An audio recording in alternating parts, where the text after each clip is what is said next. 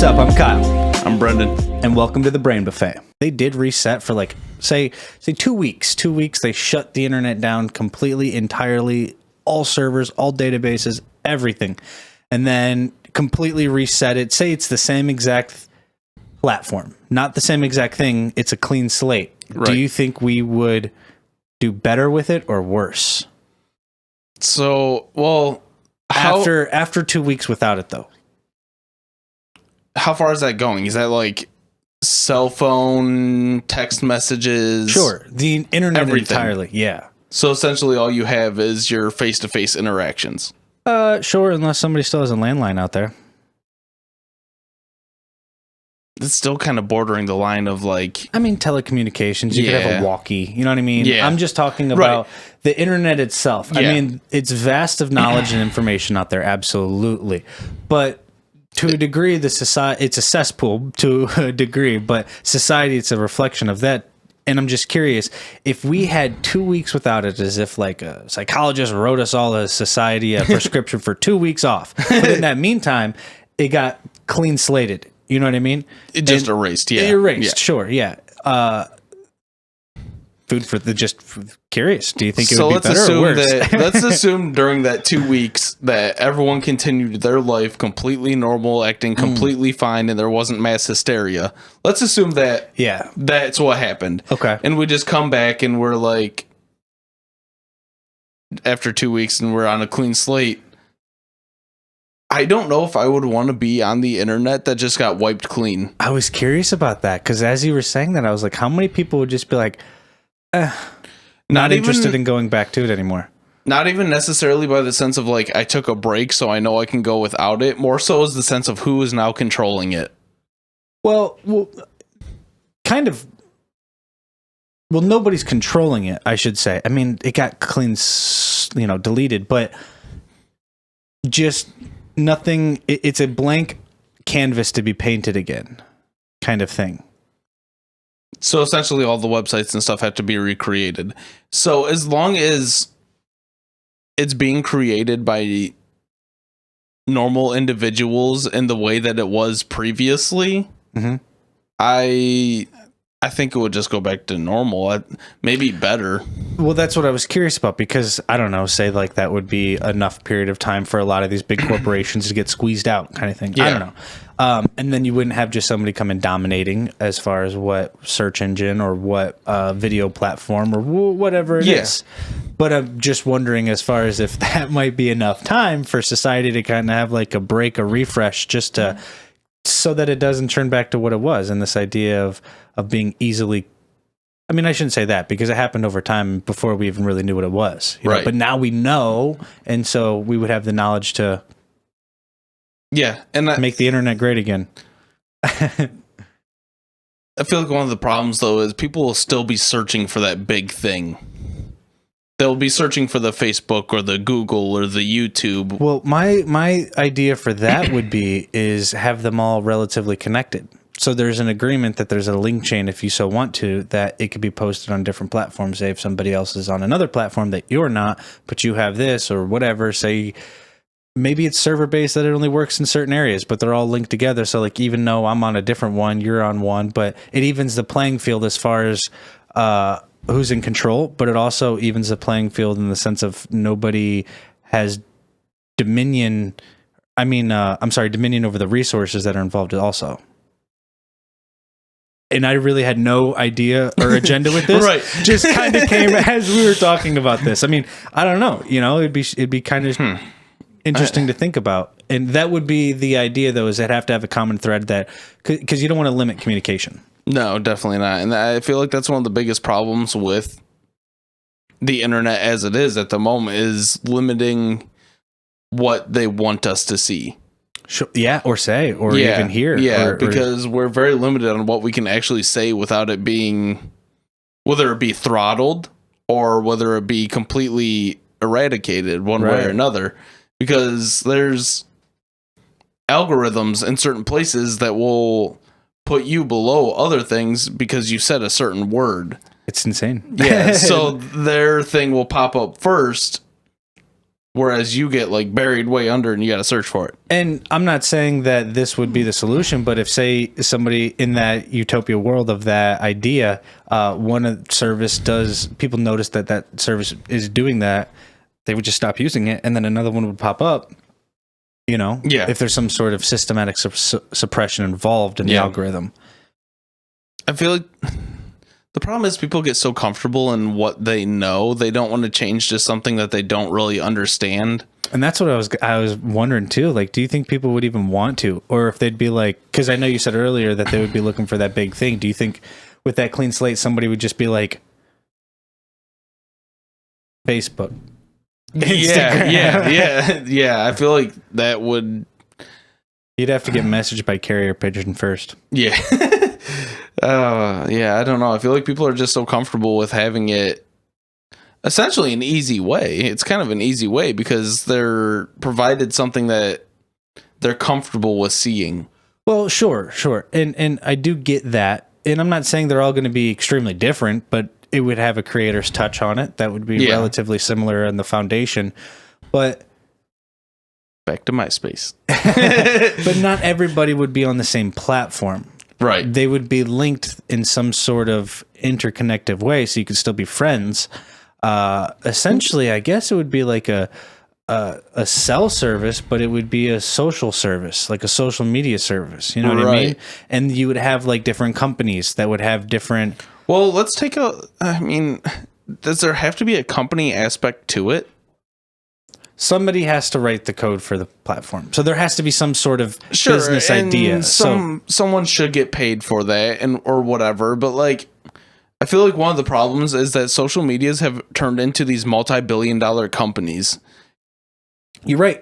And that's why there would be many of them. And there would be interconnectivity between them. So there wouldn't be as much opportunity for one of them just to gain monopoly. Now, is it impossible? Probably not. It'd essentially be crossplay. What's that? In the sense of like it links PlayStation, Xbox, Nintendo being able to play online together, computers, whatever, being able to play games online together. Sure. Crossplay. No, exactly. Yeah. So but it would be started at a clean slate, so there would be no already established monopoly. Yeah, exactly. And I mean that would. And maybe there would be certain regulations involved so that there's no monopoly that can be established, because obviously at that point it would almost be like ready, set, go, whoever gets it done first, right? So maybe make it regional or district based, you know what I mean? And if people don't like it, maybe there's a voting system on it, or a down like that's not manipulated or something. I mean, it or you ultimately just don't use the service. Exactly. You can go find a new one. Delete it. And it's hard because to an extent, they try to kind of make it like that, whereas you can share a single post across many different platforms. Like you can post something on Twitter, Instagram, and Facebook all at once. But like you're not seeing the post from each of the areas. They're not like intertwined. And Facebook and Instagram are owned by the same people. Yes. Yeah. So that's the problem. That's one business. Yeah. Whereas this would almost be like a mutual agreement of understanding that we are in business together. Right. I have people that want to talk to your people, so let's work together so that our people can talk together. It's so weird that a social media is acted as a business. Because you're just trying to be social. Like that's the idea behind it. You're trying to be social. Yeah, and you're right. And one of the things that I was kind of thinking of when you were talking earlier, as far as like paying the creator, but at some point, then where does the money go to? But you can't get artificial intelligence involved, because then, how do you know suppression of speech and stuff like that doesn't end up becoming a thing based upon which is already kind of a thing, because the artificial intelligence is essentially what runs Facebook and Instagram and Twitter, and they limit what you can say. And we posted a YouTube video, and it was about the flat earth. We did that one. I can't remember what episode 6 maybe. Yeah. But anyways, there was a thing that popped up underneath of it for Wikipedia saying that flat earth is like an archaic idea that came from many years ago until someone else discovered it. Like, I did see that. I thought that was hilarious. It's like, why? Well, I should be able to say whatever I want without you putting a Wikipedia thing on my video. Isn't it hilarious? It's Wikipedia. Yeah. Also, which Wikipedia can be changed by anyone. Right. Yeah, no, I did see that. I don't know. It's crazy. And we obviously never make any clear statements in the sense of this is true or this isn't. But just, hey, what if, you know? And the fact that they almost, you know, in a sense, we're making a clear statement that this is what it is and it's nothing more. Well, why? Yeah. You know, and as because you say so. And as it stands right now, it's not like we're a couple of huge names. Not yet, but no, we do appreciate all of our viewers, watchers, subscribers, and anybody who does download the podcast. So thank you for that. We are on Clout Hub and Gab, so check us out there, The Brain Buffet. And we love tuning in with you guys every Wednesday at 5 p.m. You can expect a video. And if you haven't already, like and subscribe, and thanks again. Yeah. But it's wild. We're not somebodies, really. Like, when it comes to we don't have a large voice that we are presenting, and they're trying to like kind of diminish our small voice that we already have. Yeah. For what purpose? And that's so clearly to me that was an AI that posted that, put it on there, because someone didn't go review our video with 100 views on it. We could have had Flat Earth in the title and just like not even talked about it. Yeah. But since we had it in the title, it just like AI was like, I know what these words mean. I'm putting this here. Yeah. It's to me, it's just controlling the narrative, not letting that narrative slip. You know, even when you see that narrative kind of deviating a little bit, just whoop, thought you had it. And it doesn't even have to be Flat Earth. It can go down any way that you want. You can post vaccine lottery and it'll put fact check. It's not actually a lottery. It's just whatever. Like, dude, I saw today New York is doing the same thing. They're doing a lottery for the vaccinated. I wonder if the federal government's pushing it. It's ridiculous. It's so ridiculous that it has to be some sort of it's a joke. It's a joke. I'm wondering if it actually goes through.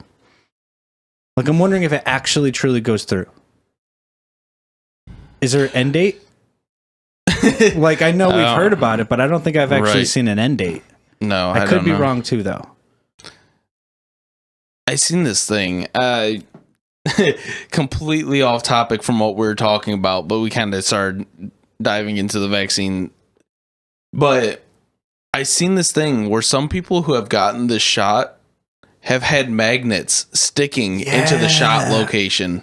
And I've seen some with like EMF readings that like go off craziness. Like they'll take it and put it next to like a phone, and they'll do that, and they'll put it up next to like a light bulb or something, and they'll take the reading, and then they put it up next to where they got the shot, and it goes off the wall. That's insane.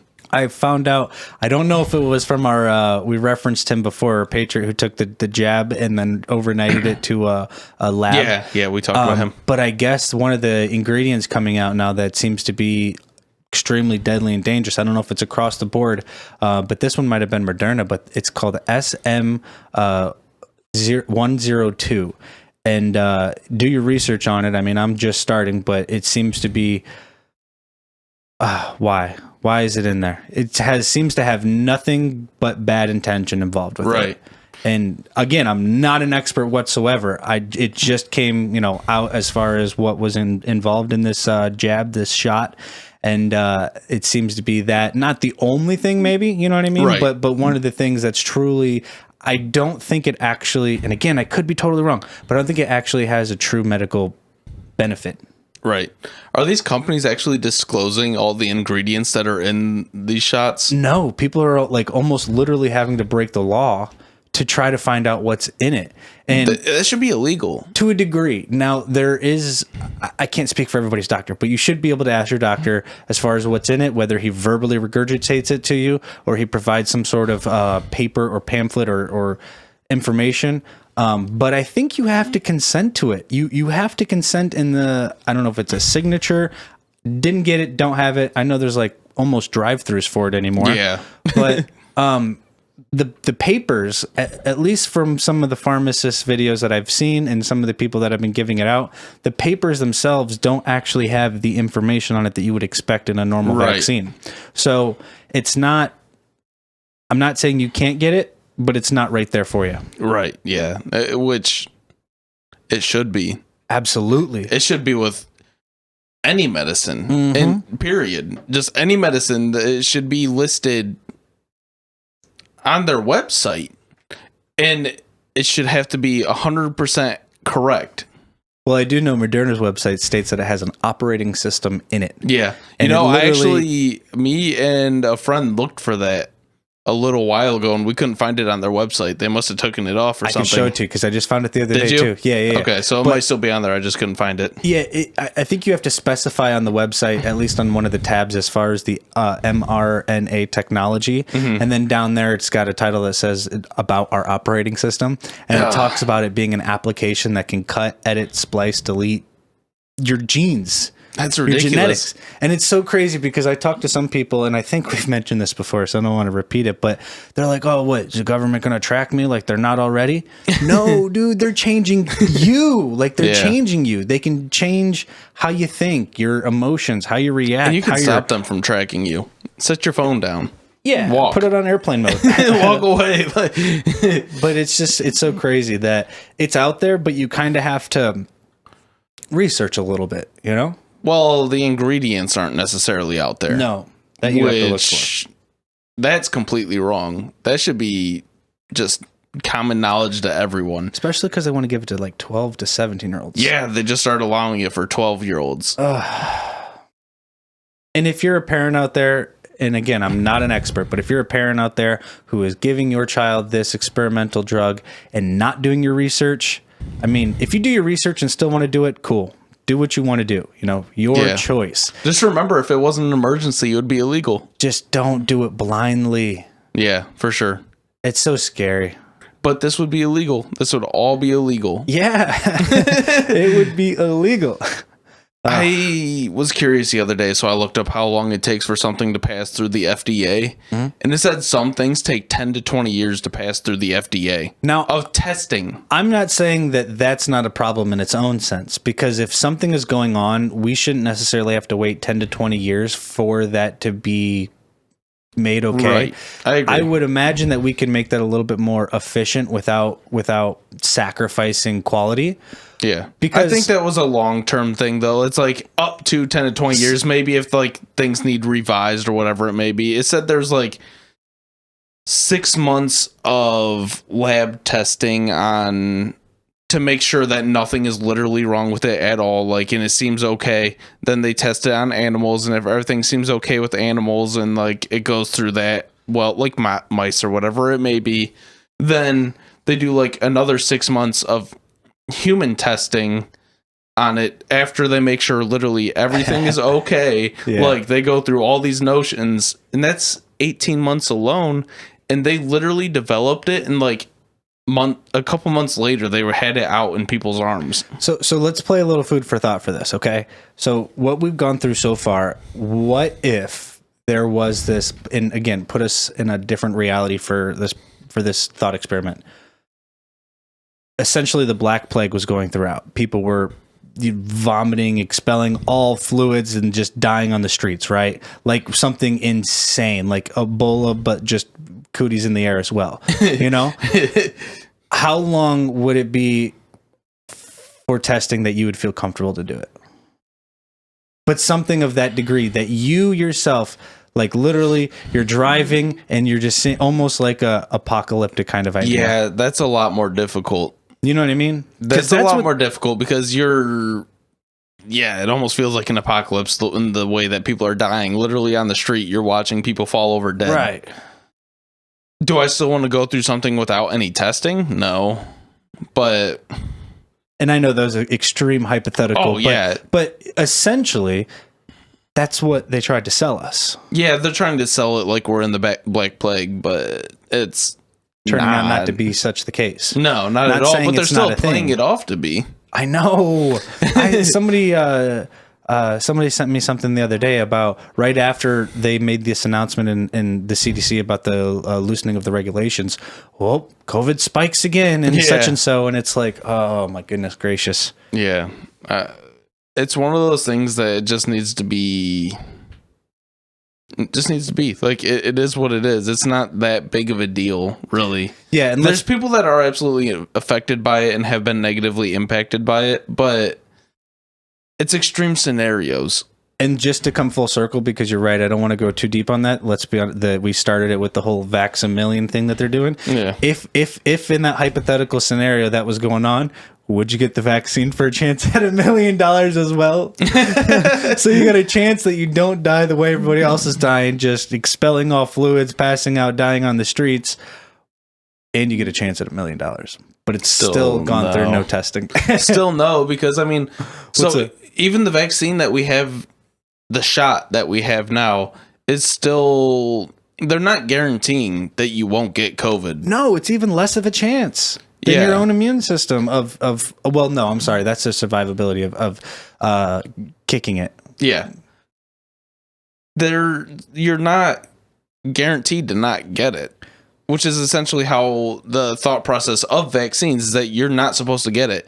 And they say that it's only meant to last, 6 months, I think, or whatever. That's what they're saying. Yeah. So say you last 6 months, and then what? Do I gotta get another 2 rounds? Good old booster. Yeah. It's gonna be like a literal passport that you get a little stamp that like, oh, you know, like you've traveled here, you've gotten this, you've gotten that. You're on your 10th one. Yeah. Your arm is this big. Yeah. Instead of getting Krispy Kreme donuts, you get a coffee. Oh yeah. I don't see the purpose of getting something that's not even guaranteeing you to not get COVID. No, and I hate to say it, not in a sense to where the evidence isn't there, you know? No. I would be much more reluctant to be experimental if I saw literally people like just, you know, if the way that they made it sound like truly apocalyptic, right. I would be like, oh my gosh, we need to find something for this. You know what I mean? For sure. But it was a weird play on numbers, man. It was like a statistical anomaly on how they were able to make this happen. It's a flu is essentially what it is. It's very similar to a flu. Some cases are way worse, but it's a flu. Sure. Yeah, no. And the biggest thing that for me is the death rate didn't change the death total, between from year to year. Mm-mm. It really didn't change at all. And so if that's the case, then what happened? Okay, we just categorized them differently. Right. Yeah. That's literally what it is. They're not car crashes anymore. No. No. But yeah, no, that's crazy. Vax-A-Million. Wow. Yeah, I don't think I would. It doesn't make enough sense to get the vaccine as it is. There's not enough evidence that's supporting it. There's not enough research behind it. They're putting things into it that nobody knows about. There's random things that they aren't talking about with it. They're just money play. One thing that scares me is like this whole shedding of spike proteins things, because I've made a free will choice not to get it. But if somebody gives it to me, and by give it to me, I mean the vaccine, man, like what? I'm just, come on. It's not fair. Right. Life's not fair, but that's messed up. I don't know. It's weird. It kind of makes you wonder though, like what's in other vaccines? That is the question, you know? Because I know, like, I don't think it's a thing anymore, but for a while there was like mercury, aluminum, like that's all been linked to extreme cases of mental illness. Why? I mean, in a weird way, in a physical way, when a kid gets chickenpox and that mother, and I don't know if they still do this. This is probably child abuse now. But then they invite the cousins over or whatever like that to come over. Yeah. It's a pox party. So to get the chickenpox, that's essentially a vaccine, meaning you expose them to it so that they get it in a physical way. Versus chickenpox is one of those vaccines that I will, at a certain age, it's probably good for a kid to get the chickenpox vaccine, because then it can become deadly to a kid if they never are exposed to it or whatever. But essentially, that's the same thing, though, right? You're exposing them to the thing so that they get it, so that they fight it off. But that's creating their body's immune system, not injecting them with an immune system. So what if instead of shooting up vaccines, we just have a sick person that gets rotated and they just hang around people, have like a one-on-one conversation in a little room, And, all right, kids, here's someone with Hep B. Oh my goodness gracious! Yeah, maybe precisely. Not quite that. Precisely. Jeez. But no, I mean, it does make sense. Because then you're getting it at least naturally. Yeah, for sure. And then it allows your body to fight it in a better way. Why are you doing it then? Why don't you just walk around and just be a normal person? Yeah. Literally. I'm not saying you should go around and start licking all doorknobs and start sneezing on people, but... No, you're not trying to get some crazy disease that eats your flesh, but... Those things that come out of the freshwater lakes, like eat your brain, those brain-eating amoebas, those things... keep me up at night. Those things are creepy. That's a little off topic, but those things are creepy. Oh. Yeah, the whole medical industry is extremely questionable, especially with what it's allowing right now. Oh, absolutely. And what doctors are just like going along with it. Yeah, they're just going with it.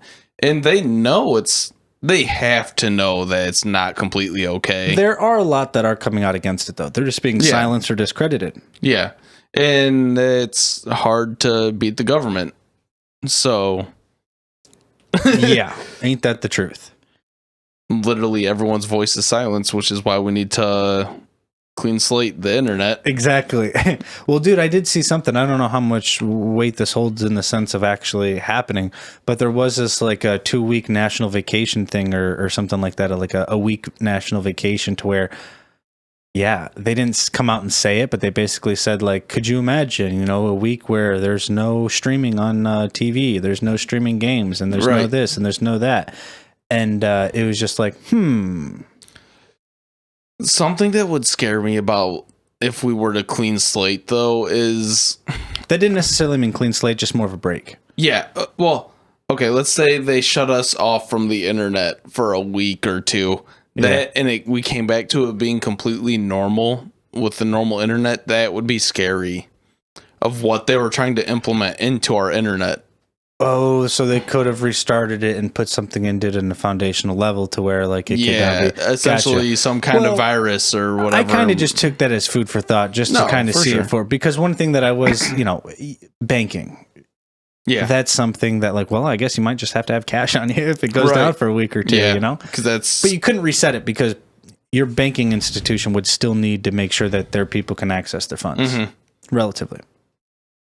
Yeah, because they are a very internet-based thing. It's not like they all have vaults and money vouchers of what they owe you or whatever. Dude, what's so crazy is like 3 of the ATM locations around by me, like they don't exist anymore. Like I have to go further to go to an actual branch. Right. Yeah.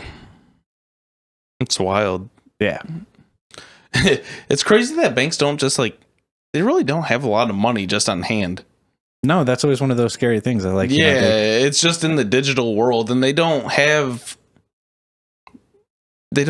like a voucher that says your name with it, and like you have this X amount of money here. Well, and we kind of talked about this before, but think about what point are we at to where a certain amount of it doesn't actually exist? Because the more that you do this, meaning the more money you take out, there's always a further amount that just doesn't exist that you have to pay, right? Like the whole idea that like give you $1, expect $1.70 back. Yeah.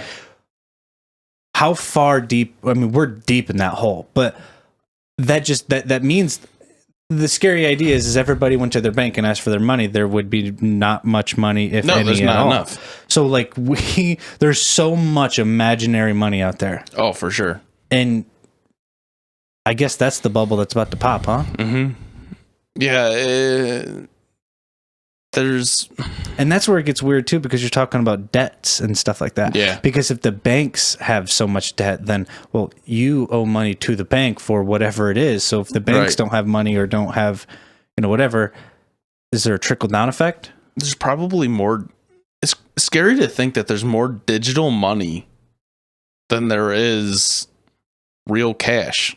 And by digital money, truly just a number on the screen that says 17,000 dash 000 period 00. Like, that's literally all that it is. That can be turned to zero just by pressing a button.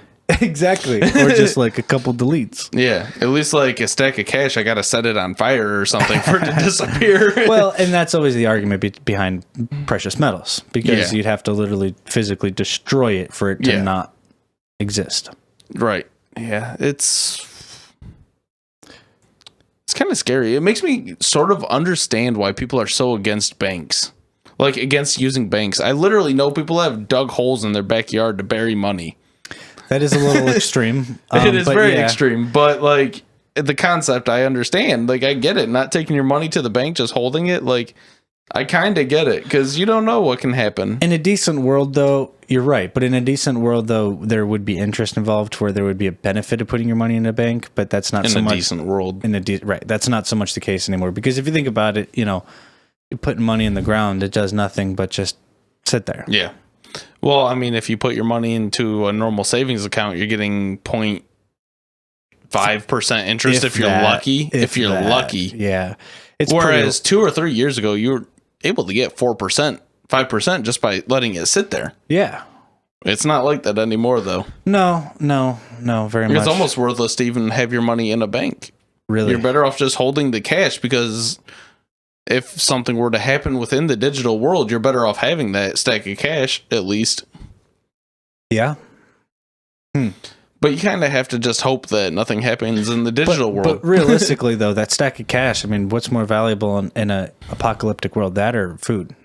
Oh, food, of course. Yeah.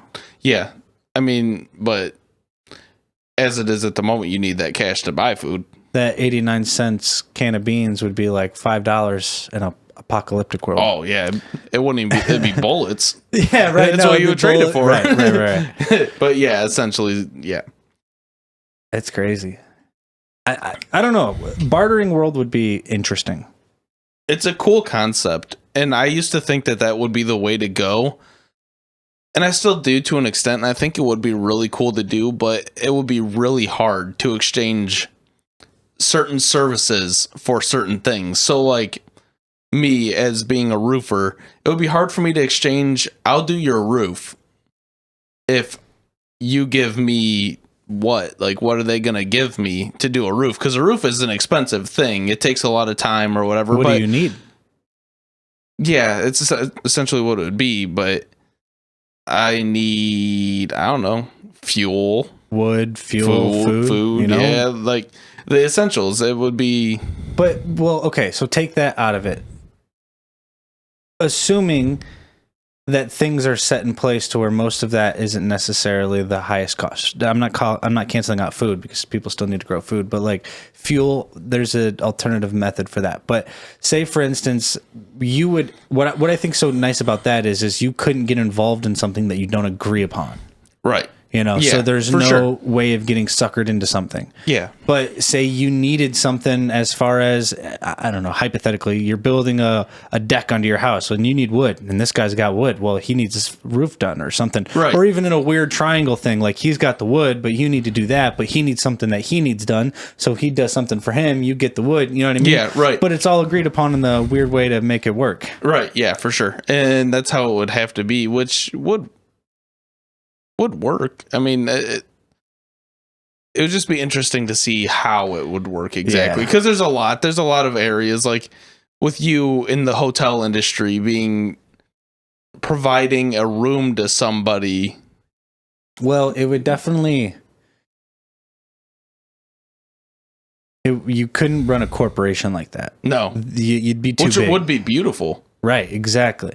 That would be a beautiful thing. You could, in a local sense, to where, like, I don't know, say, for instance, Cedar Point offers an amusement park or something, offers a discount or something for people who stay there, and therefore they're like able to work together in some sort of weird cohesive way. It'd be kind of turning into like its own sustainable ecosystem. Right. You know? It would also make It would have to be smaller, though. Yeah. Couldn't It get would to a make point cities today. extremely community based, and you would start to learn everyone in your community. Yeah. You would know what this person has. You would know what this person has, where they flourish and how they exist and everything. And I think people would then have to worry about themselves creating something or being able to provide something versus just like, oh, I'm some free agent out there just looking to, whether it's job hop or just go from this to that or whatever. Or it would make you have to force yourself to be useful in society in one way or another. Yeah. Which would be able to build a way better society. Right. It's an interesting concept. And would help kill the unemployment issues. You wouldn't be able to be unemployed. You couldn't be unemployed, or you wouldn't survive, because you wouldn't be able to have anything. You're not getting anything by being unemployed. You can't go online to sign up for this website to type in information and get money sent to you, because there's no money. We barter. Right. Yeah, there would be no system in place to where you just get something for not doing something. Yeah. You know? I feel like it's supposed to be that way, but when you boil it down to just a singular thing, aka the dollar, there's ways to go around it then. Mm-hmm. But if it's not like that, well, then you literally cannot, because I'm not going to do something for you. Okay, well, maybe if in a better society, sure, I'm going to volunteer my time and stuff like that. But if somebody is deliberately not willing to work or contribute, well, maybe I'm not so willing to volunteer to help them, you know? Right. Or maybe absolutely. I am if they just need a little kick in the butt or something. It depends on the situation. That is extremely situational. Sure. If it's an older person who has gone by, I'll donate time. If it's a fully able-bodied person that is a young adult and just is lazy and doesn't want to do anything, I'm not going to donate my time to you. Get up off your butt and do something on your own. Like, help contribute. Yeah, go chop that tree down, make up some firewood. I don't know. Exactly. No, I would love that, because I'd love to be able to kind of provide, because there's so many when you have, maybe I'm just speaking personally. I can only speak personally, especially about this, but when you have the money, a tool, an item to spend your value, you have to prioritize everything, of course, right? But because of that, often things get put on the back burner. Where like if you're doing a barter trade system, you can either get things done by service of help of others, so it gets done immediately. You know what I mean? Or the prioritization changes just in the sense that things can be grouped together as well. Yeah, you know. So I don't know. It just seems if it could be. There'd have to be some sort of regulations, though, because you can't let some guy get screwed over because he just simply doesn't know. You know, because intelligence is very. You can. You can. Lessons learned, maybe? Yeah. Well, there still can't be a thing where, like, people are ripping each other off in the sense of, like, not providing their weight in the trade. And still collecting off of that? Yeah, and collecting off the other person. You can't do... It still needs to be an eye for an eye. You can't just... That'd be a weird thing to monitor. It doesn't necessarily need to be monitored. It would be one of those things that's like... Just super... I did your roof. You promised me this. Now this is mine. Well, how do you go about... And like, I dare say the word employee, because that's already got a connotation from the previous idea as far as what we're already into, but coworkers, you know? Shares of rations or whatever, helping them provide for their families in whatever way they may need. But say I need a tree taken down and I do something for somebody for that, I would only be able to do, unless it's something that can be divided upon, say he needs help with a project or something like that. You know what I'm saying? Like, there would have to be... It would be... They would be bartering their labor for you for something as well. It would be a lot of IOUs. Like IOU tokens. Yes and no. Yeah, kind of. It would kind of be an IOU thing, but it would also be like, you can come work for me and I will provide you this food, or like, I'll take care of your shelter, whatever, something of that nature. It would still be... It kind of just cuts out all the middlemen. Yeah. You know? But then you wouldn't really have stores and stuff too, though. You could still have stores. There would be, but it wouldn't be corporations. Right. We're eliminating corporations here, essentially, is what we're talking about. Like, yeah. Because corporations aren't they're not gonna barter. Can you do that for all resources though? Like in certain industries, such as like, the raw material industry, whether it's lumber and stuff. How small can you make that operation to where it can be so non-monopolized? That's where it does get iffy. It's hard. I mean, not even necessarily in the sense of it's monopolized, because I feel like raw material is... Not to reference our last podcast, but the hemp blocks, I guess, is the way to do it. Yeah. A community can grow their own materials that way. Yeah, that's when it would get kind of iffy. It would be kind of weird to try and barter with, because you would have to barter with a company, like, to get your raw material, because they have everything they need to do that. So I don't know, providing to the employees in some way, the people that are doing it. Yeah, and I feel like it would transition a lot to like employee-owned businesses. When there is businesses, I feel like it would be a lot more employee-owned. Well, they would have to be, because they would have to get a cut of the full pie. Yeah, versus I take the pie and then I cut it up and then I get over half of it. Right. Yeah, it would be a lot more of an employee-owned with equal shares within things. And everyone would kind of flourish out of it. But what would you actually give a business? Yeah. Would be hard. Sure. It's a good concept. And it would be cool. You give them time. Work for them? Yeah, for a period of time. Yeah. Say they value a week's of work or something like that, or 5 days, and you could choose the days or something like that. Like a lumber mill, you take them a tree. Well, you know what I mean? Like in a way that would be one way to get the employees to work, is basically people who need the thing. Yeah. And I'm not saying it would be like, oh, well, we own you now for a week, but like you would then owe the company X amount of time. Yeah. At least at those big industrial levels, you know what I mean? Yeah. Otherwise, you can just have mom and pop stores where like... Yeah, as far as like... It would become very community based. Mm-hmm. The only thing that would be tough is like touristy places, because you don't want to go like so modern, old timey to where like you can't go on a relative luxurious vacation or something like that, Yeah, you still want to be able to have like vacations as a thing and such. That's where it's almost like it kind of has to have like a currency. It's got to be simplified because things are so different. Yeah. We all agree upon something. It shouldn't be where it's like $100 bill, $50 bill, $20 bill, $10 bill, $5 bill, $1 bill, quarter, $half piece even, dime, nickel, penny. It should be like, I have this and maybe this. Well, I guess part of the problem is if you want to really clean cut it, because you're right, the problem is there's essentially what we were talking about is there would be more work done for what you receive. Yeah. Versus right now, things are, with how the system is, it's very watered down. So, I mean, sure, the only way to get more is to put out more. And in this system, it's not necessarily... It's inflating, you know what I mean? Yeah, like there's the space is getting bigger of how much you need to put out versus what you get, which of course just translates into higher prices and everything, which we're starting to see and stuff. But you wouldn't be able to have that because there's no gap there. Yeah. So the question would be is we would have to create something. Yeah. We as the people would have to say, like, cut everybody out of it. This is what we agree upon. You can only trade this among we the people that agree to trade this among we the people. And we all value this the same way that we value whatever it is.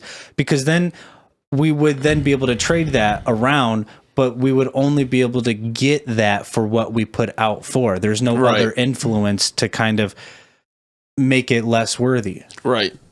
It would essentially be currencies of areas.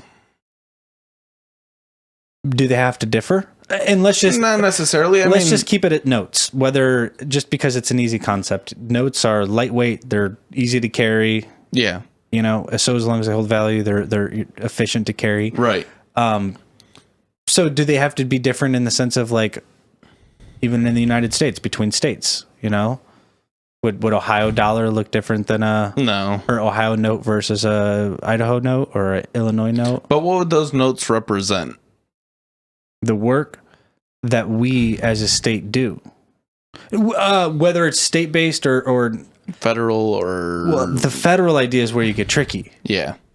It would have to... The main idea is, at least when we were explaining this, what it kind of understood for me is why that reality sounds so nice is because you're getting 100% of what you put out. Yeah. At least to your agreed upon terms. Yeah, and it has to be an agreed upon term. Right. Where we're not in that, even with this monetary system, because... I mean, you name it. You get taxed for everything. You lose a bunch of... You get taxed and then you get taxed and then you get taxed and then you get taxed and then you get taxed and then you get taxed and then you get taxed. So you're not getting the full chunk of what you work for. No, absolutely not. Especially since the second that you collect that money, you then owe 30% of that. And that's because it's introduced the way that it's introduced. It's pulled out of thin air and we're charged for it. Yeah. So... you could still use the same concept, and it gets weird because again, we would all just be agreeing upon that this note is actually this note, and it would be backed upon the gross domestic product of that community, that state, you know. And again, we still all have to agree that this holds value, but because of that, you would get 100% of it. Right. I don't know. The work note. Yeah, I feel like. I don't even know if it necessarily makes sense to make it like a gold or silver coin, essentially. No, it doesn't have to be. At that point, you're still... It kind of sounds weird because you're still pulling it out of nothingness, but we all agree that... but there would be there would be a fixed amount. Yeah. So that would be the big idea. There would be a fixed amount. How that gets redistributed or how that gets distributed, that's a good question. But... the core concept of it is that you're not losing anything of what you already have by using it or by working for it or whatever it is, because you can only get it if you put it out, if you do something. It would be interesting. It doesn't really have to do with the note thing, but like the time invested is the time you get back. Yeah. For one. Yeah. So like say you were to provide a roof for somebody, just easy for me to think of. I provide them 10 hours of my labor. They provide me 10 hours of their labor. The only thing where it gets tricky is where, see, this is why you have to have some sort of agreed upon something, because who's to say... Again, well, maybe the mutual agreement, but who's to say 10 hours worth of work on the roof is the same as 10 hours of work on the plumbing? Right. You know what I mean? Now, if you both agree, but I'm okay. The thought is also my time is just as valuable as yours. That's a good thought there. That's actually kind of a... Rather than like, I feel like people in certain positions will have this thought process of like, well, I did all of this, so my power is much higher than yours and my time is worth more. And there would be an expectation to make more use of that time. Yeah. Because if you're slacking off, then you can only assume that he's going to be they're going to be slacking off. And it would still have to be like a timely manner type thing. Things are still accomplished and whatever. It still has to be a honest agreement. But it would essentially be valuing everyone's time as the same rather than... Let's tie in the education thing too, though, because you could have coworkers who are students and stuff like that, and what they gain out of it is the knowledge. Right. You know, to some regulated idea that there's no some sort of slave labor involved there. But that would be something to trade for, that like, oh, I'm gaining knowledge in this, you know, and I'll be able to provide for that in the future, which it wouldn't be slave labor. You still have to provide. No, but you can use it for your own sense too, though, because you could save your time in the sense of like, if you learn something like that, younger, whatever, you can do it on your own house or whatever. And therefore you don't have to trade your time doing that. Yeah. Or a family member, you could just help them out or whatever. For sure. Yeah. It'd just be a way to incorporate it. For sure. I don't know. Be interesting. The barter system would be cool. It's good food for thought there. Yeah. And I like the concept of like a 1-for-1 type thing. Like where it would get real tricky is when you start getting into like medical professionals, right, and things of that nature. I don't. But even that though, and this is a good food for thought too, though, because I'm not saying that they shouldn't be incentivized in some sort of way, but I would rather have somebody who's working on me do it because they love to do it versus do it because they get a $150,000 salary. Absolutely. Yeah. You know what I mean? I feel like that's one of the biggest problems with the medical industry is that they're incentivized so highly to get this job. So people will get that job just based on the fact that they can go make a lot of money and they know they can. And they should be incentivized. I'm not saying that they should be struggling out there. No, it's not that it's a hard, or it is a hard job. Like, it's not like they went and screwed around for all this time. They went and worked hard for it. But I feel like a lot of their intentions are to make the money. Some are, not all of them. Not all. It depends, I guess, how much. It really depends if you lose your real intention for it. You know, if you're really out there to help or if you're out there just because of that salary. Right. And I feel like a bartering system would put a lot of people in their place, essentially. But see, and that's kind of, how do you value that? You can't value the medical industry in the sense of, when it comes down to, I'm not talking about like your regular doctor or something like that. I'm talking about life-saving situations. Heart surgeons, neurosurgeons. That just has to be of the love for saving people. Absolutely. You know what I mean? Yeah. And again, I'm not saying there shouldn't be some sort of compensation, but you're not going to be able to value that. There's going to be no dollar amount, no time amount, no whatever. You know what I mean? No. Obviously still have to be compensated in one way or another. Their needs, they still have needs, and they're still providing their time. Oh no, absolutely. But they still have to do it more so than anyone out of the love of what they're doing. Right. And the love of saving someone's life. So exactly. That is one thing that, like you were talking about, would be hard to that's, you can't one for one that. No, there's no value. There's really no value in that. Yeah, it's saving someone's life is invaluable.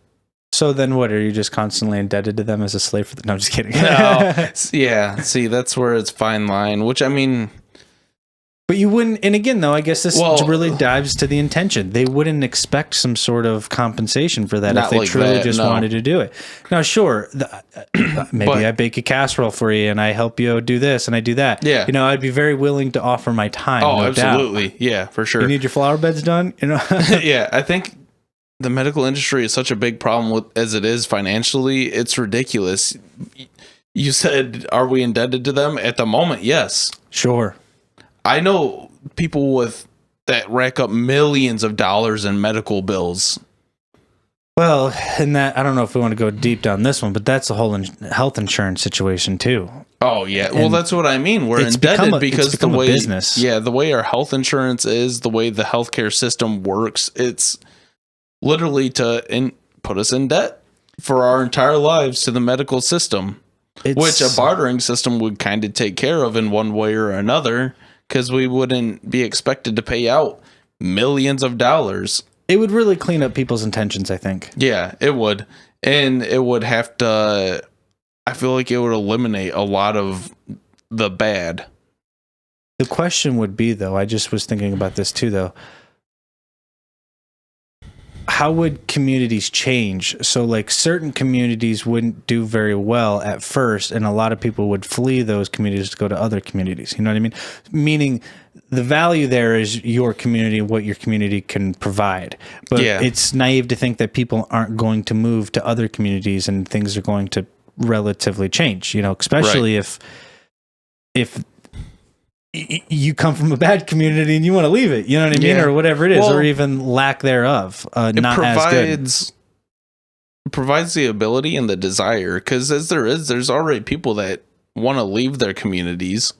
There's people that leave their cities or their current homes or their states even, or their country. Some people even leave their country because they don't necessarily like where they're living. They want something new. So I don't think that necessarily changes much. Only in the sense because it is smaller, a singular individual would have more potential input to change it. Yeah, definitely. You know? And you don't necessarily. So factoring that idea would have to be done, you know? Right.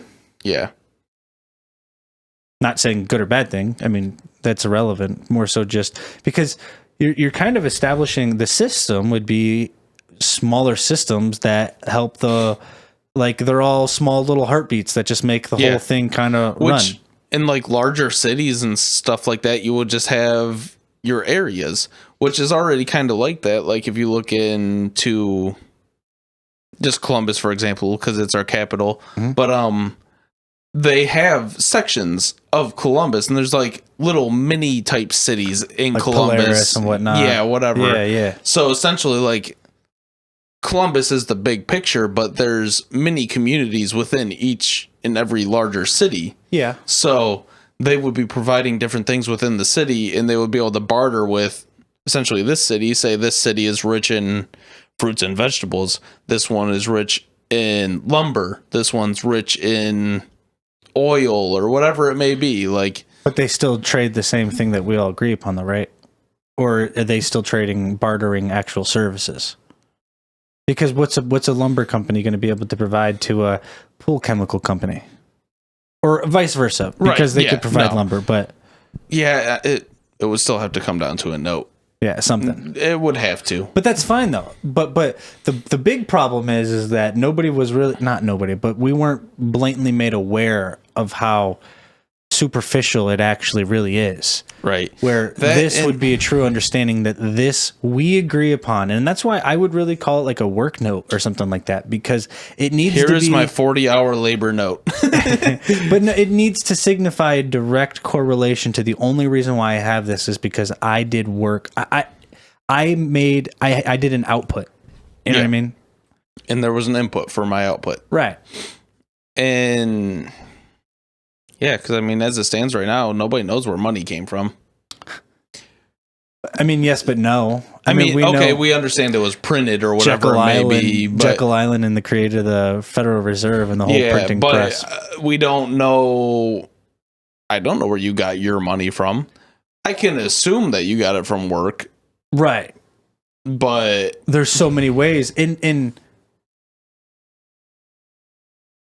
But that's still it doesn't really matter, so as long as I was doing work for it. And what constitutes work, I mean, nobody's really here to judge that. If I went and fixed somebody's bicycle and they decided that was worth whatever amount of notes or something, well, that was what it was for them, Right. And that's why I think it would be so nice too, is because though there would be a range of expectation, there would be no specific set idea. And that wouldn't be based upon inflation. That would be based upon simply true demand. Yeah. How bad or how much that person wants it. There still is, no matter what, going to have to be a physical currency of some sort. Some sort of representation. But they would be transitioning much more to a bartering type system. Because you can still offer the bartering system. Like, I don't know, I offer a roof and you provide me a truck. Right. Well, you could do that too. Yeah, no.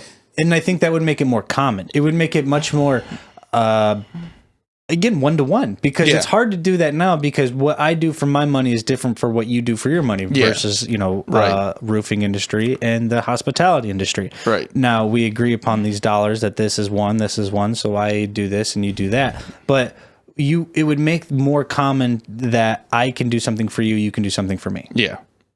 Versus if we did want to exchange notes, we could do that too. Right. Yeah. The bartering system would be a good thing to move towards. And it should be made more common. I feel like it's... not to reinvent the wheel, it just needs to be rethought. Yeah.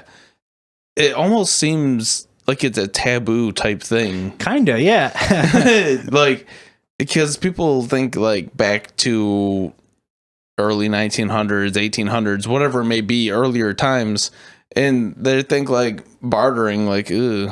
Well, I think part of it may stem from just the glorification, the beautification of money. Yeah, just the pure, like... people like to see that $100 bill sign. Yeah, exactly. So it might stem from that image. Yeah, for sure. Because people love when they're just with until they need a new roof, and then they realize they really need a roofer. Yeah, and then they realize they don't have a stack of $100 bills to provide. Yeah, exactly.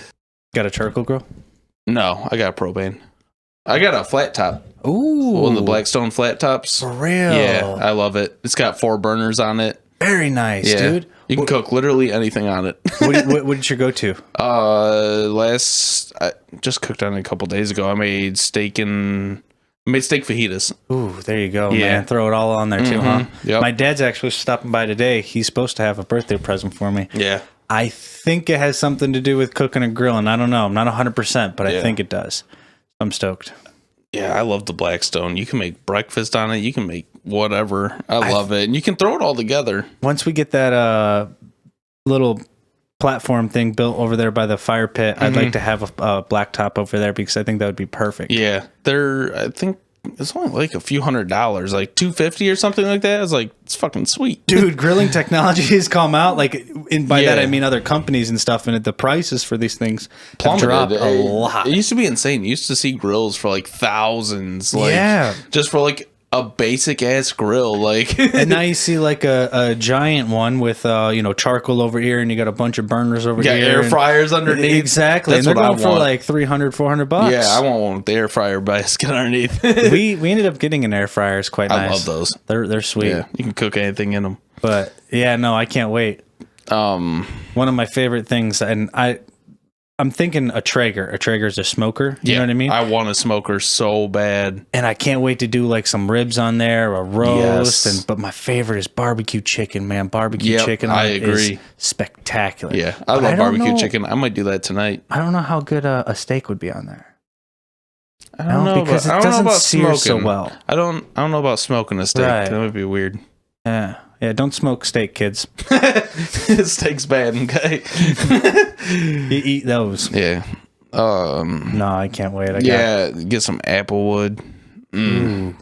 Oh, the smoker. Yeah. Oh, yeah. Applewood chips or whatever to put in there. Dude. With some so ribs. Delicious. That's why I can never... I try to eat clean, but I can never be vegetarian or vegan, at least not for an extended period of time, because I don't know if it's... I'm definitely grilling's not an Ohio thing, but it's very popular around here, no doubt. But grilling is just the bee's knees, man. I can't. I like cooking that way. Just cooking that way. It's just nice. Less dishes. Yeah, way less dishes. No, it is nice.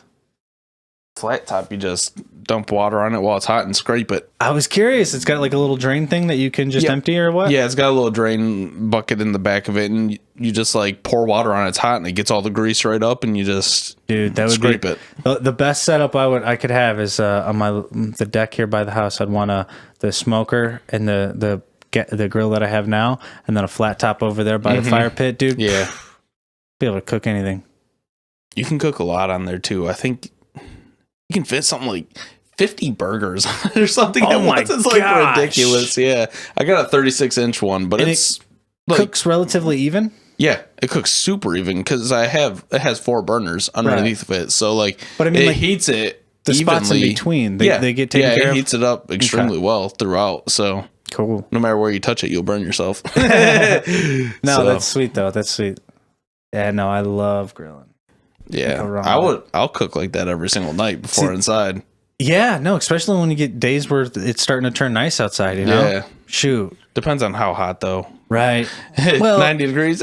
I'm usually a late eater, you know, so when the sun starts setting around like 6:30, 7 o'clock or so, when it starts going down a little bit, you've got a little breeze. Ooh wee. Yeah, I got my grill underneath a overhang, so I got shade, so I can deal with that. Heck yeah. Just bounce from the house to the grill. Yeah, no doubt. That's awesome. Yeah. Yep. So I don't know, I might do barbecue chicken tonight. That sounds kind of good. Doesn't it?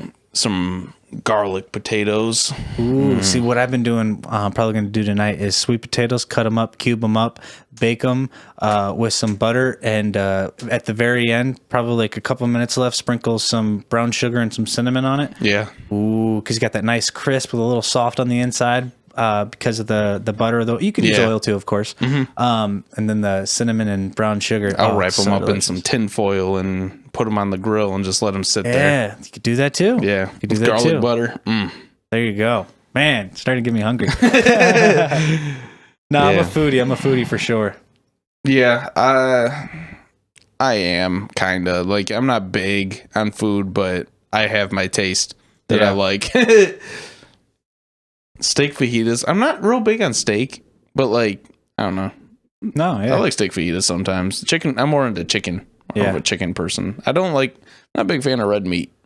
Gotcha. Yeah, I don't eat much red meat in the sense of just steak. I eat a lot of steak, but I don't eat a whole lot of bacon. No. I really don't eat a whole lot of pork, to be honest with you. I love barbecue pulled pork, though. That is good, but I get it rarely. I'm not saying I don't like it. I don't get it often either. Right. But like with meat, barbecue pulled pork is one of my top favorite things. Like I don't get it often, but I do love it. It is super tasty. As of recently, steak and chicken. Yeah. Just kind of rotate, but I've been eating a lot of chicken. Yeah. It's just easy. How are you doing it? What are you doing? You making it differently? You doing it all? Asian. I'll do Asian sometimes. I was curious because you could hibachi it up with that flat top. I do. So Asian, I'll do Mexican. You can do barbecue chicken. You can do whatever you want with chicken. Well, sure. I just meant on a regular because you got to switch it up a little bit. Yeah. You know? So, I mean, normally it's like barbecue chicken. I love sweet and sour chicken. Do barbecue chicken wraps? No. Yeah, think about that one time. Maybe doing some boneless grilled chicken with like a little bit of lettuce. You could put, if you like, you could put pickles and stuff and barbecue and stuff. And maybe... we do that sometimes. Yeah. I would do like a chicken bacon ranch wrap. Oh, or yeah, there you go. That's good. There you go. That'd be good. Yeah. Can't go wrong. No. I make like chicken pitas. I get like the pita bread and I put like basically a salad inside of the pita bread and I eat it like that. Oh, I nice. like chicken salad. Anything. Oh, chicken salad's really good, especially get some cranberries and stuff in there. I love chicken salad. Ooh, yeah, so this is the food portion of the brain buffet. This is where we actually talk about food. This is the real food for thought. And I'm an eater. I love it. Yeah. Man, especially just different types of seasonings and flavors and stuff. I love teriyaki chicken too. Do ya? Yeah. Okay. Veggie fried rice. There you go. Yeah. Is that your Chinese go-to is teriyaki? Yes. Okay. I like other things like one of the local buffets had a honey chicken, but I can't find a good type of honey to use on it. It's not like a normal honey. Okay. From like a bee or whatever, but I don't know what exactly they use, but it tasted super good. I can't figure it out. Sauce. Yeah, exactly. And you can never find it. And same with sweet and sour. I've looked for sweet and sour sauces, but I can't find one that I really like.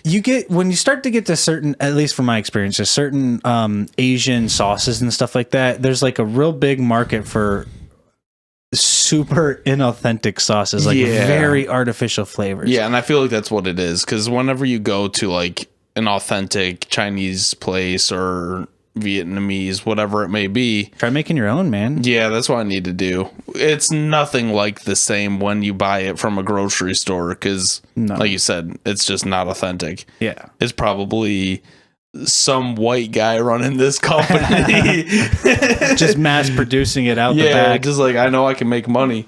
He can't even read the Chinese letters he put on the front. Well, I heard from one of our J1 students at the hotel that we've had, they said that like orange chicken and General Tso is like only an American thing. Like really? that's not actually like common over in China, like mainland China. Yeah. And they're like, "Huh, what's this?" And I was like, "What? What you mean? I thought this comes from you guys." Right.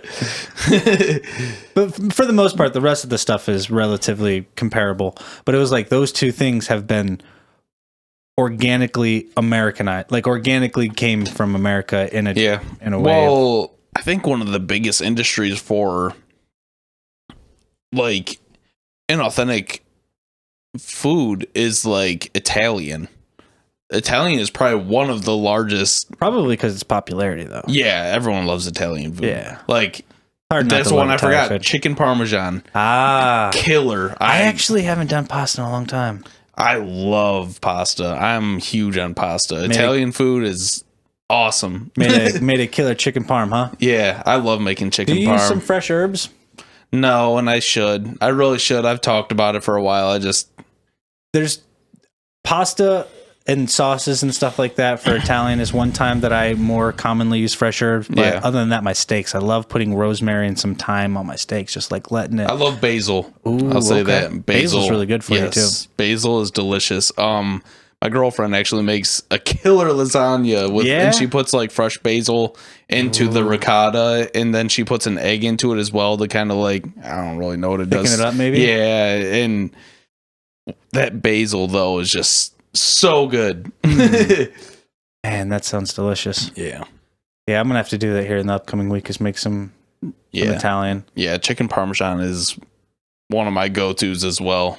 It's pretty easy too. Like you cook the chicken, you throw a bunch of cheese on it, throw some sauce on it, and you put it in the oven. Yep. That's pretty much what you gotta do. And then you bake that for a little bit, you make your noodles, and it's pretty much done. Yeah. That's one thing I would like to get into more is like actually making sauces and like making it more naturally. Well, that's funny you say that. The first time I ever cooked for my fiance, I made chicken Alfredo and I made the sauce from scratch. Yeah.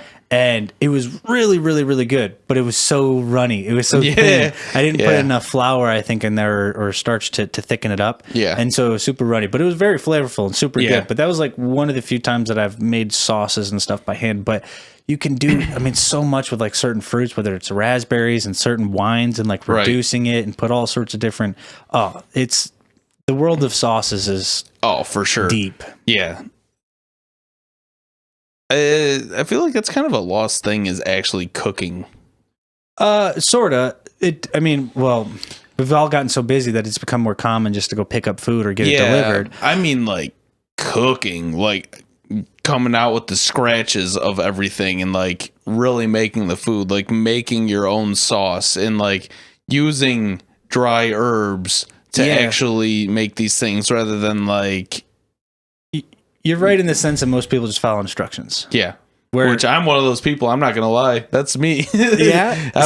I'm a very much so, well, it depends on what I'm making. I'm very much so an instructional follower when it comes to like making like rice, like cooking rice or something like that. Or like, I don't know, making mac and cheese. I'm not saying I don't read the instructions sometimes, but one thing that my dad kind of taught me, or at least I observed from him, is just go with it. Whatever it is, just go with it. Yeah. He used to always have a drink with him too, so it always kind of helps create the flow of it, everything. You know what I mean? Because just be loosey-goosey. Don't judge it. You know what I mean? Try to put this. Well, what if that looks good? Okay, we'll do.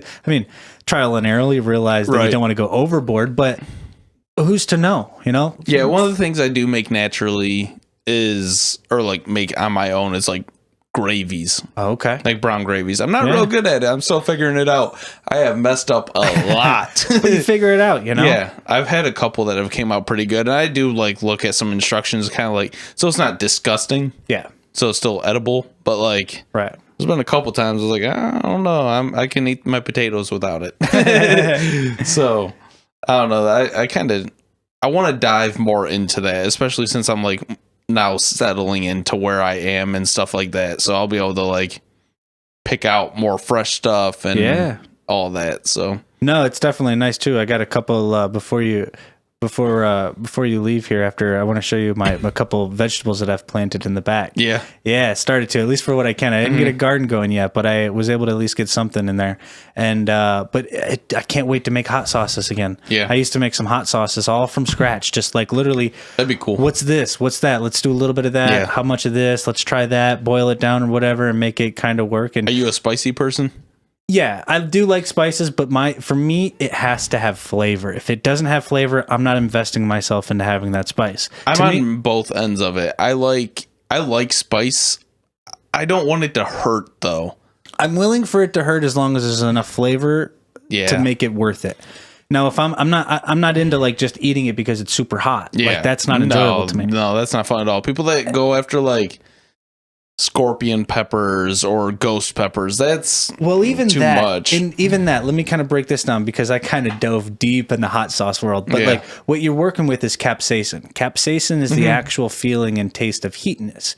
And when you get into like very artificial sauces that just concentrate on just heat, it's usually an artificial capsaicin. They're usually like just adding things into it to make it hot versus if you use real peppers. So for instance, if you make 100, let's say 50 bottles of sauces from this one batch, and in this batch you use 5 scorpion peppers, but you're it's actually very diluted. using the pepper itself versus just extracting that hot chemical. The pureness of it. And then putting it in there because you're actually getting the the taste and the flavors. But yeah, I'm all about a sweet and heat kind of thing. And what I've done, and I've actually kind of coined that term a little bit and what I wanted to do with my bottles and sauces, but fruit, like I've noticed certain fruits work so well, like even in a citrusy with certain peppers and stuff. And if you do it all naturally, sometimes the flavors is a really awesome roller coaster. Like some of the ones that I made, like you get this real initial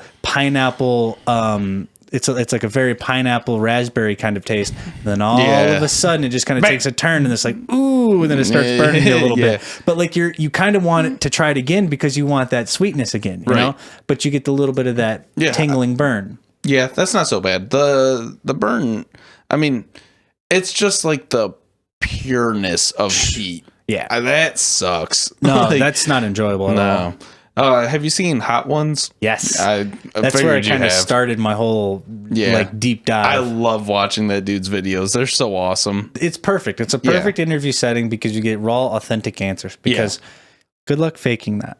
Yeah, for real. But while you're crying. Even in that sense, you can still see the difference between one of them's called, I believe, Da Bomb. Yep.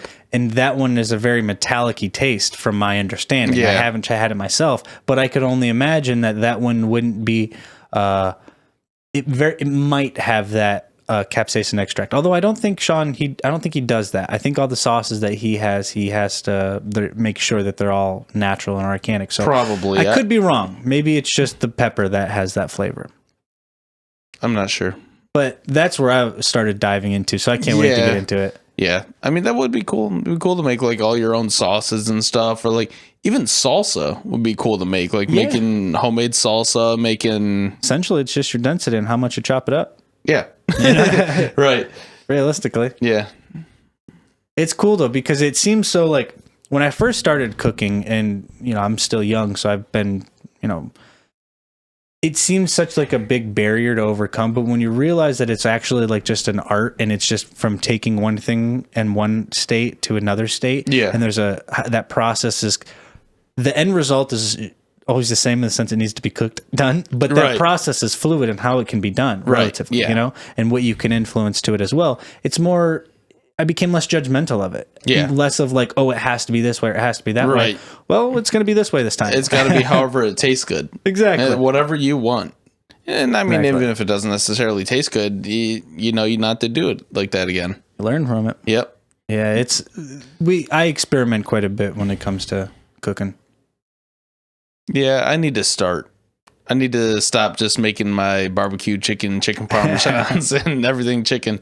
Yeah. I mean, you seem like you've already been quite versatile with it in the sense of doing different things, but steak is one of my worst ones though. I am not good at cooking steak, and I'm honestly not a big steak person. I've gone many places and not liked their steaks, where it's been like high-end steakhouses and stuff like that. It's like, for me, steak is super simplistic and it's easy to overthink. Now, if you're doing it on if you're searing, I mean, obviously it depends on how well it cooked. Yeah. But you don't need to do a whole lot with it. I season one side in the sense of I mainly just use some salts, although I did bring back some Kauai. It's called Kauai smoke from Hawaii, and it's basically like a salt, but it's got like a smoky kind of flavor to it. Yeah. So I'll salt one side very well, especially in the fat areas. Like I'll go crazy in the fat areas because that absorbs it super well. Yeah, and then I keep it hot and I put it on there and I sear the one side real well, and then I just flip it over, sear the other side real well, and when it's done searing, I kind of put it down a little bit depending on how much I want it cooked on the inside, and then that's it. Like I don't overthink it when it comes to steak.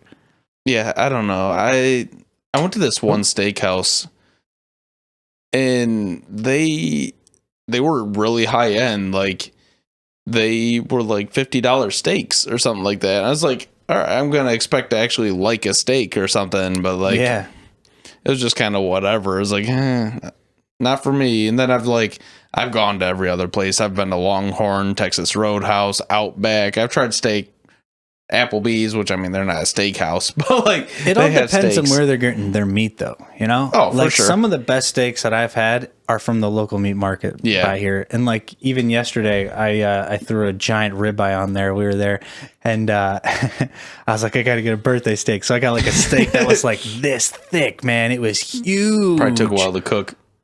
It did, but didn't, because it was just it was ribeye. There was only one portion there. Yeah. I was able to cook it pretty decently. Yeah. But yeah, no, obviously it cooked it Right. But it was so nice. Yeah. And, I mean, I feel like maybe that's what I should do. You're not going to get a steak like that at a restaurant. The steakhouse I went to, they had like Wagyu or whatever though. Yep, Wagyu beef. Yep. Yeah, they had high end beef, like sure, but I don't know. I guess it'd be different making it on my own with high end beef rather than just going to Kroger and picking out from their selection of what they might have. Yeah, I try not to, and it's hard to, especially because you're going out grocery shopping. You're just going there with the convenience, of course.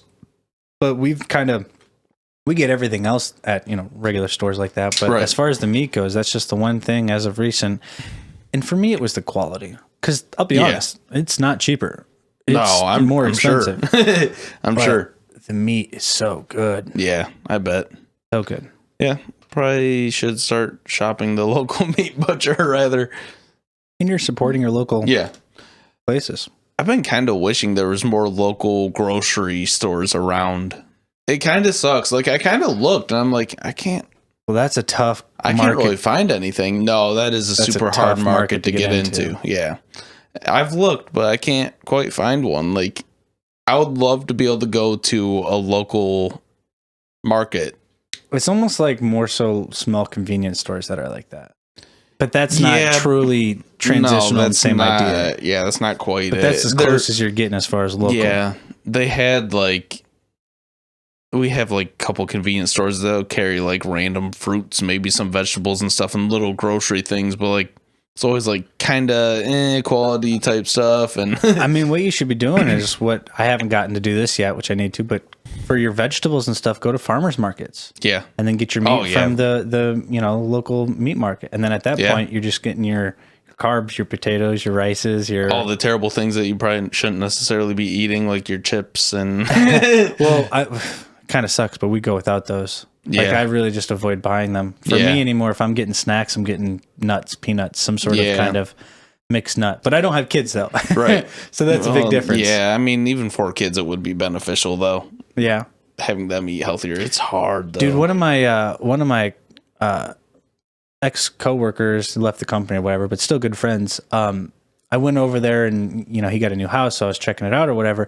And his daughter was so excited. She woke up from a nap and she was so excited for an orange. And I was like, dang, like this girl wants her orange. But it was nice that like she wanted such a treat such as a fruit. Yeah. Versus. Well, that's how my kids are for the most part. They do enjoy their apples, their oranges, bananas. I feel like that was kind of different for us. Maybe I don't remember so much when I was younger, but like I wanted them Lucky Charms. I wanted like, the Hubba Bubba cotton candy bubble gum. Nothing against our parents personally, but our parents' generation entirely was kind of ignorant to everything that was within those. They didn't understand like the effect that Red 40 or like random food dyes were having, or like the massive amounts of sugar that was in food. Like, it's not anything against our parents, but like that whole generation kind of like, and even before, kind of like missed the calling on that. Yeah, I remember reading those because we didn't have phones or anything like that as kids. So like, I remember reading the ingredients list, and I remember seeing all the time Red 40, red this, on yellow everything. this, And yellow that. There's like 12 of them. Yeah, and now there's tons of studies that go into Red 40 about it causing behavioral problems and hyperactivity and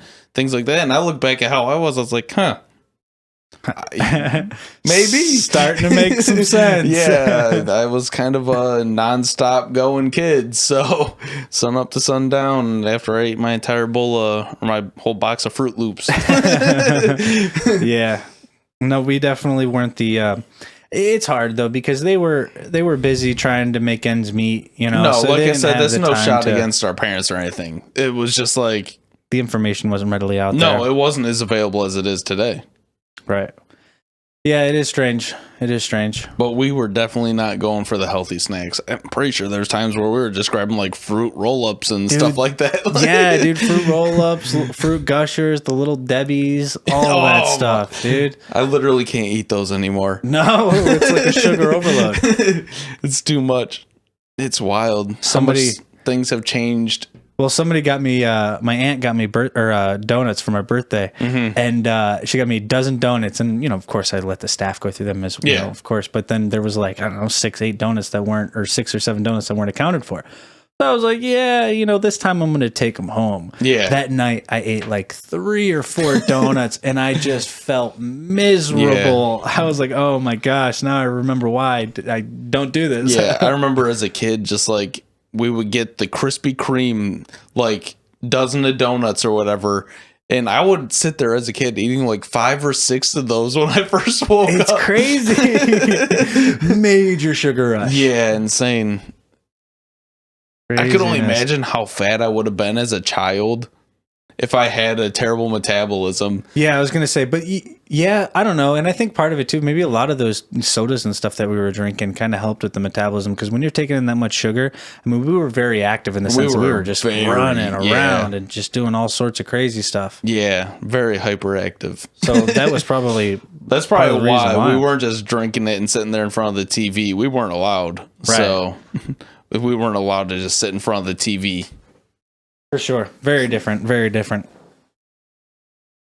But yeah, no, hopefully just some knowledge comes out now and cleans up a lot of these snacks. And I'm seeing it, though. I'm seeing a lot of... Yeah, it's been coming out. I mean, they still exist. The snacks are still there and everything. There's still all the cereals on the shelves. But... the knowledge and the intention to eat clean is definitely becoming more common. Definitely. Oh, yeah, for sure. And I feel like a lot of people are wanting to transition towards that. Yeah. It's not only beneficial for your physical body, but your mind. I mean, I definitely think it couples with this whole great awakening idea. I mean, people are wakening up to the idea that, like, you truly are what you eat. And so if you're just filling yourself full of crap, guess what? You're going to be a big pile of crap. Literally. Yeah. But, yeah, I don't know, man. I think we should end on the food there, though, because I think that's a great thing to leave people with. I mean, a little bit of a change of tone, as far as what food for thought we're providing there. But always appreciate getting together and having conversations. Yeah, for sure. I think I'm going to grill me a steak. Yeah, gonna make some barbecue chicken or something. No, I'm sticking with chicken. So appreciate everybody who's tuned in and made it this far. Again, if you haven't already, like, subscribe, hit the bell for notifications. Like I said, every Wednesday 5 p.m. you can expect us, and that's it.